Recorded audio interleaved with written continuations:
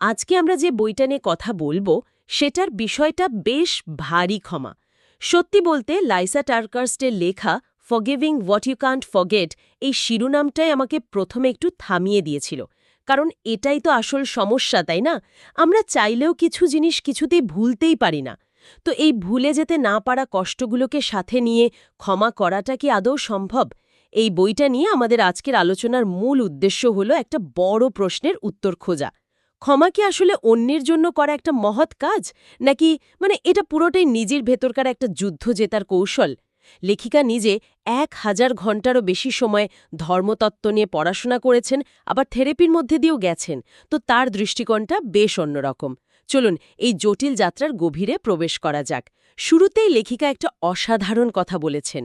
ক্ষমা হলো একটা দুই ধারে তলোয়ার। একদিকে এটা আমাদের মুক্তির আশা দেখায়, কিন্তু অন্যদিকে এর সাথে জড়িয়ে থাকে প্রচণ্ড যন্ত্রণা।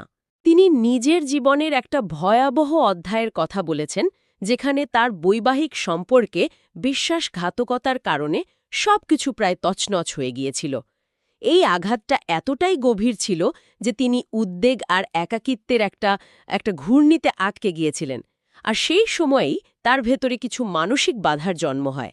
লেখিকা এগুলোকে বলছেন ক্ষমার পথের কাঁটা। যেমন সবকিছু নিয়ে একটা নেতিবাচক বা হতাশাবাদী মনোভাব, যাকে আমরা সিনিসিজম বলি। এই অনুভূতিটা সাথে তিক্ততা আর বিরক্তি তাকে নিরাময়ের পথ থেকে ক্রমাগত দূরে ঠেলে দিচ্ছিল। এগুলো যেন একটা অদৃশ্য দেয়াল তৈরি করে ফেলেছিল তার চারপাশে। আর এই দেয়ালটা ভাঙা কিন্তু খুব কঠিন, কারণ ক্ষমা করাটা কেবল ইচ্ছাশক্তির জোরে হয় না। এখানেই বইটির প্রথম গুরুত্বপূর্ণ ধারণাটি আসে। লেখিকা বলছেন, ক্ষমা হল ঈশ্বরের অনুগ্রহের সাথে নিজের চেষ্টার একটা মেলবন্ধন। অর্থাৎ এটা এমন নয় যে আপনি একদিন সকালে ঘুম থেকে উঠে ঠিক করলেন, আজ থেকে আমি ক্ষমা করে দিলাম আর সব ঠিক হয়ে গেল। এটা একটা সহযোগিতামূলক প্রক্রিয়া। তবে তার চেয়েও জরুরি যে ধারণাটা তিনি প্রতিষ্ঠা করেছেন তা হল, ক্ষমা করা মানেই সম্পর্ক পুনরুদ্ধার করার নয়।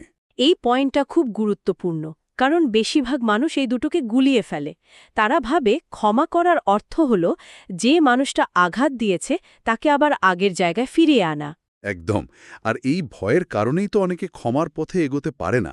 লেখিকা খুব পরিষ্কারভাবে বলছেন, ক্ষমা হল এক প্রকার মুক্তি। কিন্তু কার মুক্তি?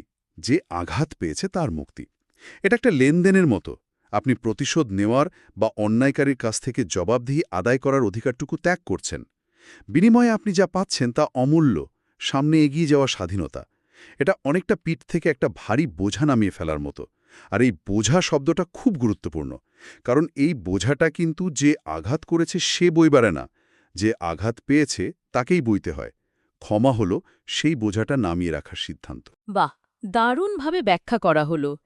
এই বোঝাবুঝির পর লেখিকা আমাদের একটা রূপকের সামনে নিয়ে আসেন। তিনি তার পুরো লেখার কাজটা করেছিলেন একটা ধূসর কাঠের টেবিলে বসে। এই টেবিলটা আসলে তার নিজের কষ্টের মুখোমুখি হওয়ার একটা প্রতীক। তিনি বোঝাতে চেয়েছেন, জেনে বা না জেনে আমরা প্রত্যেকেই নিজের নিজের কষ্টের এক অদৃশ্য টেবিলে বসে আছি। আর সেই কষ্টগুলোর ধরনও ভিন্ন। কারোর জন্য হয়তো সেটা বড় কোনো বিশ্বাসঘাতকতা, আবার কারোর জন্য হয়তো ছোটবেলায় শোনা কোনো কটু কথা, যা আজও মনে গেঁথে আছে। এই জমে থাকা অনুভূতিগুলোই আমাদের অজান্তে নিয়ন্ত্রণ করে। কিন্তু আমার প্রশ্ন হল, এই কষ্টের টেবিলে বসাটা বা নিজের যন্ত্রণার মুখোমুখি হওয়াটা এত কঠিন কেন? কি আমাদের আটকে রাখে? খুব ভালো প্রশ্ন। মূলত ৩টে বড় বাধা কাজ করে। প্রথমটা হলো আবার আঘাত পাওয়ার ভয়। আমাদের মন বলে, যদি আমি ক্ষমা করে দিই আর সে আবার একই কাজ করে, তাহলে তো আমি আরও বোকা বনব। দ্বিতীয় বাধাটা আরও জটিল। আমাদের কষ্টটাকে অন্যের দ্বারা স্বীকৃতি পাওয়ানোর তীব্র ইচ্ছা। আমরা চাই যে আঘাত দিয়েছে সে এসে বলুক, আমি ভুল করেছি, আমি তোমার কষ্টটা বুঝতে পারছি। যতক্ষণ এই স্বীকৃতি না মেলে আমরা ওই জায়গাতে আটকে থাকি। আর তৃতীয়টা হলো চলমান যন্ত্রণা। যখন কষ্টটা শেষ হয়ে যায়নি, তখন ক্ষমা করার কথা ভাবাটা অসম্ভব মনে হয়। তার মানে ক্ষমা করা মানে কষ্টটাকে অস্বীকার করা নয়। একেবারেই নয়, বরং কষ্টটাকে স্বীকার করেই তার ক্ষমতাকে কেড়ে নেওয়া। এখানেই লেখিকা একটা জনপ্রিয় ধারণাকে চ্যালেঞ্জ করেছেন। আমরা প্রায়ই শুনি ক্ষমা করো এবং ভুলে যাও। তিনি বলছেন এটা অবাস্তব। ক্ষমা করা মানে ভুলে যাওয়া নয়। এটা খুব জরুরি, কারণ আমাদের মস্তিষ্ক আঘাতকে ভুলে যাওয়ার জন্য তৈরি হয়নি। এটা একটা সুরক্ষা ব্যবস্থা। ক্ষমা হলো সেই স্মৃতির সাথে জুড়ে থাকা বিষাক্ত আবেগটাকে নিষ্ক্রিয় করে দেওয়া। স্মৃতিটা হয়তো একটা দাগের মতো থেকে যাবে, কিন্তু সেই দাগে আর ব্যথা থাকবে না। তার আপনাকে নিয়ন্ত্রণ করার শক্তিটা থাকবে না। আর এই নিয়ন্ত্রণ হারানোর বিষয়টা খুব ভালোভাবে ফুটে ওঠে যখন পুরনো কষ্টগুলো হঠাৎ ফিরে আসে। লেখিকা এই ফিরে আসাকেই ট্রিগার বলছেন। তিনি নিজের একটা অভিজ্ঞতা শেয়ার করেছেন, যা বিষয়টা বুঝতে সাহায্য করে। একদিন এক ডেলিভারি কর্মীর সাথে তার খুব সামান্য একটা বিষয় নিয়ে কথা কাটাকাটি হয়, কিন্তু তিনি এমনভাবে প্রতিক্রিয়া দেখান যা সেই পরিস্থিতির তুলনায় অনেক বেশি তীব্র ছিল। পরে তিনি বুঝতে পারেন ওই সামান্য ঘটনাটা তার ভেতরে জমে থাকা বিশ্বাসঘাতকতা আর অসহায়ত্বের অনুভূতিকে জাগিয়ে তুলেছিল। এই ঘটনা থেকে বইয়ের অন্যতম মূল শিক্ষাটি পাওয়া যায়, নিজের যন্ত্রণার দায়িত্ব নেওয়া। আঘাতটা অন্য কেউ দিয়েছে, এটা সত্যি, কিন্তু সেই আঘাতের ফলে যে অনুভূতিগুলো তৈরি হয়েছে, রাগ, কষ্ট, হতাশা, সেগুলোর ব্যবস্থাপনার দায়িত্ব আপনার। আমরা যদি সারা জীবন অপেক্ষা করি যে অন্য কেউ এসে আমাদের কষ্ট সারিয়ে দেবে, তাহলে আমরা নিজেদের মানসিক নিয়ন্ত্রণের চাবিটা অন্যের হাতে তুলে দিচ্ছি। কিন্তু নিজের যন্ত্রণার দায়িত্ব নেওয়া, এই কথাটা শুনতে একটু কঠিন লাগতে পারে। মনে হতে পারে আঘাতটা তো অন্য কেউ দিল, তাহলে তার দায় আমি কেন নেব? এটাকে কিছুটা ভিকটিম ব্লেমিং বা দোষারোপের মতো শোনায় না? এটা একটা অত্যন্ত গুরুত্বপূর্ণ প্রশ্ন, এবং অনেকেই বিষয়টাকে এভাবেই দেখে। কিন্তু লেখিকা এখানে দায় মানে ব্লেম এবং দায়িত্ব মানে রেসপন্সিবিলিটির মধ্যে একটা সূক্ষ্ম কিন্তু শক্তিশালী পার্থক্য করেছেন। আঘাতের জন্য দায় হয়তো অন্যায়কারীর, কিন্তু সেই আঘাত থেকে সুস্থ হয়ে ওঠার দায়িত্বটা আপনার নিজের, কারণ জীবনটা আপনার। এটা ভিকটিম ব্লেমিং নয়, বরং ভিকটিম মানসিকতা থেকে বেরিয়ে এসে নিজের জীবনের চালকের আসনে বসার একটা পদক্ষেপ। যখন কেউ নিজের নিরাময়ের দায়িত্ব নেয়, তখন সে অন্যের ক্ষমা বা স্বীকৃতির জন্য অপেক্ষা না করে নিজের মুক্তির পথ নিজেই তৈরি করতে শুরু করে। এখানেই আসল ক্ষমতাটা লুকিয়ে আছে। এই ক্ষমতা ফিরে পাওয়ার জার্নিটা খুব সুন্দরভাবে উঠে এসেছে লেখকের কাউন্সিলিং সেশনের একটা ঘটনায়। তিনি তার কাউন্সিলর জিমের কাছে তার সমস্ত কষ্ট, হতাশা আর দুঃখের কথা বলছিলেন। সব কিছু শোনার পর জিম তাকে খুব সাধারণ কিন্তু গভীর একটা প্রশ্ন করেন, লাইসা, তুমি কি আদৌ সুস্থ হতে চাও? এই একটা প্রশ্ন তাকে একেবারে নাড়িয়ে দিয়েছিল, কারণ আমরা অনেক সময় নিজের কষ্টের পরিচয়ে এতটাই অভ্যস্ত হয়ে যাই যে সেই পরিচয়টা ছেড়ে বেরিয়ে আসতে ভয় পায়। এই উপলব্ধির পর তিনি একটা খুব কার্যকর প্রতীকী অনুশীলন শুরু করেন। তিনি 3x5 ইঞ্চির ছোট ছোট কার্ড নিতেন। সেই কার্ডে তিনি তাদের নাম লিখতেন যারা তাকে আঘাত করেছে, এবং পাশে সংক্ষেপে লিখতেন আঘাতটা কী ছিল। তারপর যিশুর আত্মত্যাগের প্রতীক হিসেবে এক টুকরো লাল কাপড় দিয়ে সেই কার্ডগুলো মোড়ে তিনি মুখে ক্ষমা ঘোষণা করতেন। এটা ছিল তার সিদ্ধান্তকে বাস্তবে রূপ দেওয়ার একটা উপায়। কিন্তু এখানে আমার একটা প্রশ্ন আছে, যদি ক্ষমা একটা সিদ্ধান্ত হয়, তাহলে তো মনে হতে পারে এটা একটা সুইচ অন অফ করার মতো, কিন্তু বাস্তবে তো তা হয় না। এই সিদ্ধান্ত আর প্রক্রিয়ার মধ্যেকার দ্বন্দ্বটা একজন মানুষ কিভাবে সামলাবে? চমৎকার প্রশ্ন, কারণ এখানেই বেশিরভাগ মানুষ হোঁচট খায়। লেখিকা বলছেন, ক্ষমা একই সাথে একটি সিদ্ধান্ত এবং একটি প্রক্রিয়া, দুটোই সত্যি। সিদ্ধান্তটা হলো যাত্রার সূচনা বিন্দু, ওই যে কার্ডে নাম লিখে ক্ষমা ঘোষণা করা, ওটা হলো সিদ্ধান্ত। আপনি সচেতনভাবে ঠিক করলেন যে আপনি আর ক্ষোভের বোঝা বয়ে বেড়াবেন না। কিন্তু সিদ্ধান্ত নেওয়ার পরের দিনই আপনার সব কষ্টকর অনুভূতি হাওয়ায় মিলিয়ে যাবে না। তার মানে কষ্টকর অনুভূতিগুলো ফিরে আসাটা স্বাভাবিক, এটা নিরাময় প্রক্রিয়ারই একটা অংশ। 100%। আবেগগত নিরাময় বা ইমোশনাল হিলিং একটা দীর্ঘ এবং আঁকাবাঁকা পথ। কোনো ট্রিগারের কারণে পুরনো রাগ বা কষ্ট আবার ফিরে আসতে পারে। নিরাময়ের অর্থ এই নয় যে এই অনুভূতিগুলো আর কখনো আসবে না। নিরাময়ের অর্থ হল যখন অনুভূতিগুলো ফিরে আসবে, তখন সেগুলোকে কিভাবে সামলাতে হয় তা শেখা, সেগুলোকে নিজের উপর নিয়ন্ত্রণ নিতে না দেওয়া। সিদ্ধান্তটা আপনাকে পথে নামিয়ে দেয়, আর প্রক্রিয়াটা হলো সেই পথে ধৈর্য ধরে হেঁটে চলা, হোঁচট খেয়ে আবার উঠে দাঁড়ানো। এই পথে হাঁটার জন্য তো নিজেকে খুব ভালোভাবে বোঝা দরকার। এখানে সম্ভবত বইয়ের পরবর্তী ধারণাটি আসে আমাদের জীবনের বিন্দু সংগ্রহ, সংযোগ এবং সংশোধন, মানে collecting, connecting and correcting the dots. বিষয়টা কি একটু ব্যাখ্যা করবেন? অবশ্যই।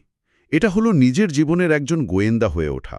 বিন্দু সংগ্রহ মানে হলো আমাদের জীবনের গুরুত্বপূর্ণ ঘটনাগুলো, বিশেষ করে শৈশবে অভিজ্ঞতাগুলোকে চিহ্নিত করা। বিন্দু সংযোগ মানে হলো সেই অতীতের অভিজ্ঞতাগুলো বর্তমানে আমাদের আচরণ এবং বিশ্বাসকে কিভাবে প্রভাবিত করছে সেই যোগসূত্রটা খুঁজে বের করা। আর সংশোধন মানে হলো ক্ষতিকর বা ভুল বিশ্বাসগুলোকে চিহ্নিত করে সেগুলোকে স্বাস্থ্যকর বিশ্বাস দিয়ে প্রতিস্থাপন করা। লেখিকা কি কোনো ব্যক্তিগত উদাহরণ দিয়েছেন? হ্যাঁ, তিনি তার নিজের জীবনের উদাহরণ দিয়েছেন। তার মায়ের শৈশব খুব অস্থিতিশীল ছিল, তাকে অনাথাশ্রমে থাকতে হয়েছে। এই অভিজ্ঞতার কারণে তার মায়ের মধ্যে নিরাপত্তাহীনতা এবং পরিত্যাগের ভয় গভীরভাবে কাজ করত। লেখিকা বুঝতে পারেন মায়ের এই নিরাপত্তাহীনতা অজান্তেই তার নিজের সম্পর্ক এবং নিরাপত্তা বিষয়ক ধারণাকে প্রভাবিত করেছে। তার ভেতরে একটা অলিখিত স্ক্রিপ্ট তৈরি হয়েছিল যে কাছের মানুষরা ছেড়ে চলে যায়। এই বিন্দুটা সংযোগ করতে পারার পরেই তিনি তার নিজের ভয়গুলোকে সংশোধন করার কাজ শুরু করতে পারেন। ঠিক তাই। তাহলে ব্যাপারটা কি এরকম যে ধরুন শৈশবে কেউ দেখেছে যে তার বাবা-মা ঝগড়া হলে একে অপরের সাথে কথা বলা বন্ধ করে দিতেন।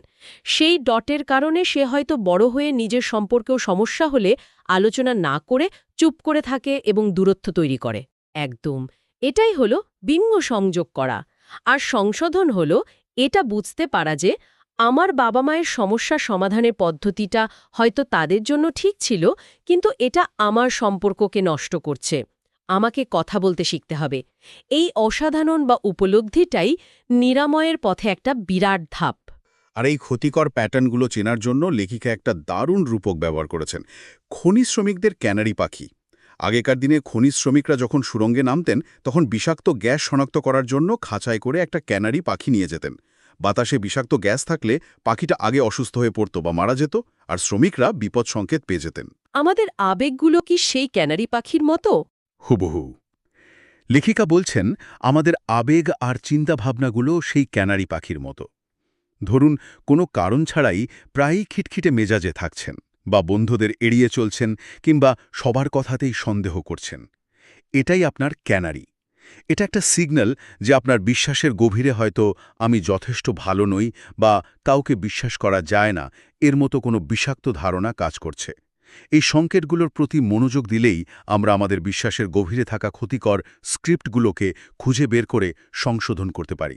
তাহলে পুরো আলোচনা থেকে যা দাঁড়ালো তা হলো ক্ষমা কোনো সহজ বা এক রৈখিক বিষয় নয়। এটা একটা জটিল, ব্যক্তিগত এবং সাহসী যাত্রা। এর মধ্যে নিজের কষ্টকে সৎভাবে স্বীকার করা আছে, ক্ষমা করার একটা সচেতন সিদ্ধান্ত নেওয়া আছে এবং সবশেষে নিজের জীবনের গল্পের একজন গোয়েন্দা হয়ে অতীতের বিন্দুগুলোকে নতুনভাবে সংযোগ করা আছে। এর মাধ্যমে হয়তো সম্পর্ক পুনরুদ্ধার হবে না, কিন্তু যা নিশ্চিতভাবে হবে তা হলো ক্ষোভ আর তিক্ততার ভারী বোঝা থেকে নিজের মুক্তি। একদম। আর এই আলোচনা শেষে শ্রোতাদের জন্য হয়তো একটা চিন্তার খোরাক রেখে যাওয়া যায়। ক্ষমা যদি অতীতকে মুছে ফেলা না হয়, বরং অতীতের সাথে আমাদের সম্পর্কের পরিবর্তন ঘটানো হয়, তাহলে আমাদের নিজেদের গল্পের এমন কোনো বিন্দু থাকতে পারে যা পুনরায় বিবেচনা করা প্রয়োজন। এর উদ্দেশ্য কিন্তু কাউকে দোষারোপ করা বা পুরনো ক্ষতকে আবার জাগিয়ে তোলা নয়। উদ্দেশ্য হল সেই বিন্দুগুলোর সংযোগ নতুনভাবে স্থাপন করে নিজের জন্য একটুখানি স্বাধীনতা খুঁজে পাওয়া।